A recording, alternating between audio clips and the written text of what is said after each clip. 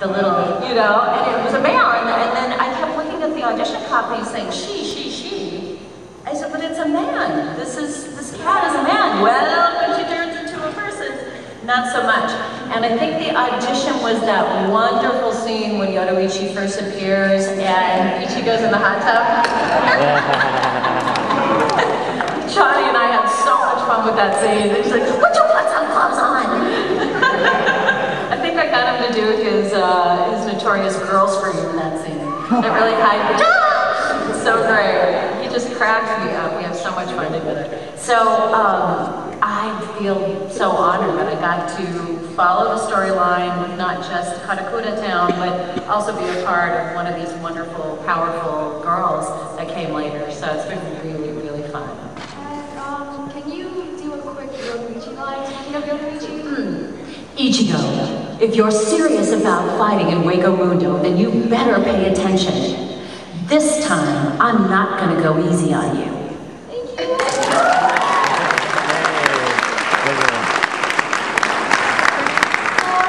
I'm Richard. Hi. So you've been in the business for a while now, and how do you feel about working with people who are like new to the VA life and the profession? Oh, that's a nice, I don't think I've ever been asked that.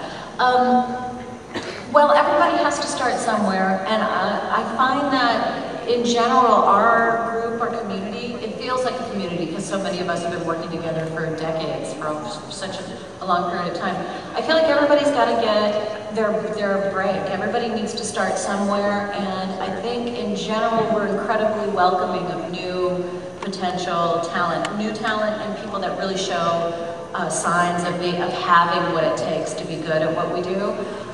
So we used to do these Walla groups, these recording sessions where we would have 2 guys and 2 girls come in as a group, and then we would cover the background voices, kind of the crowds, the charge, the cheering, and the people in the restaurant background murmur stuff. And out of that group, we would also cast incidental voices and teach people the process. It's almost like I said before, it's like playing an instrument.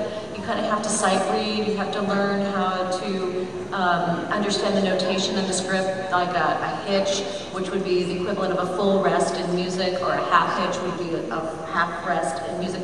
We parallel it very much, our notation on music, the way that we would write out a piece of music. And so we know that it takes time and it's hard, and I think we're really encouraging, and everybody wants to help.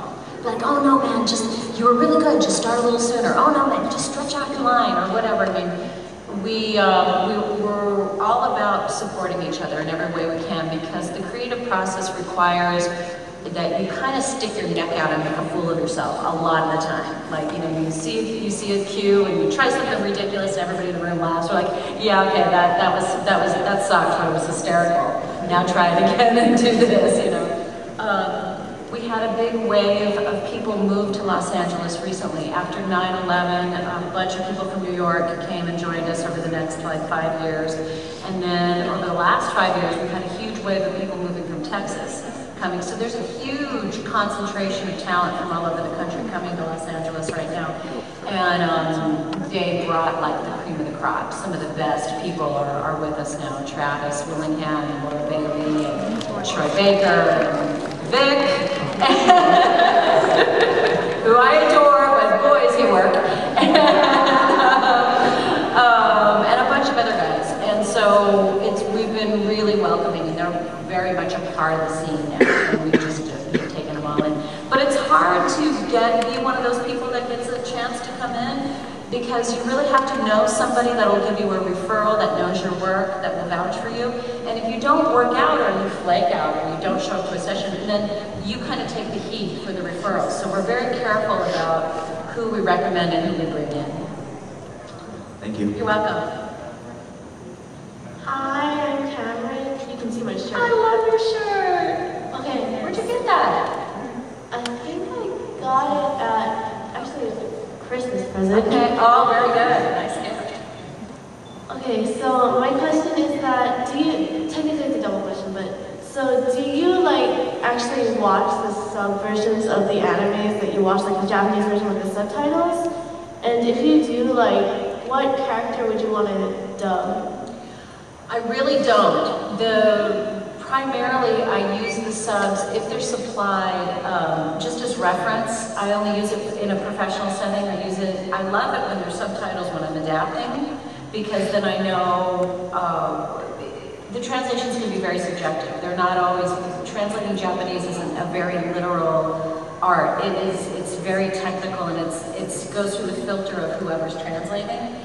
So usually translations go through 2 steps of editing to really get the right meaning across. Plus, there's a whole different art for subtitling. You can only have a line the length of that shot on screen, so it can't be too long. It can't be more than 2 sentences, 2 rows of letters. It's a real technical aspect of our job. It's not something I do, but I have great respect for good subtitlers. So I'll use the subtitles if they're available. They usually aren't. If we're in production and getting ready, we're usually recording the English while the subtitling is being done. So we don't always get them. But with films, we often do have the subtitles first. I just got done working on 2 amazing Chinese films, feature films, live action films. One is called Little Sister. It's phenomenal. I highly recommend it if you can. It's sort of based on a Cinderella story, but it's shot in China and in an ancient Chinese setting. It's fantastic. And I play the wicked stepmother. You'll bring me a nice wife and you make me babies. If you don't bring me son, you will not get your inheritance. So I played kind of an evil stepmother. Really cool movie. But subtitles, as far as other material that's not coming to me, you have to imagine if you're working full-time, like a 10-hour day, dealing in anime. So I'm writing, directing, recording, voicing, singing, you name it. I'm immersed in that. When I go home at night, the last thing I'm gonna watch is animation.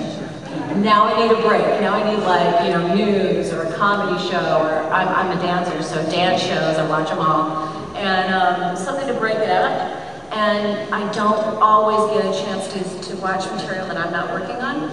But when subtitles are available, I prefer to watch that before dubbing something. The only thing I haven't gotten into are illegally downloaded fan subs.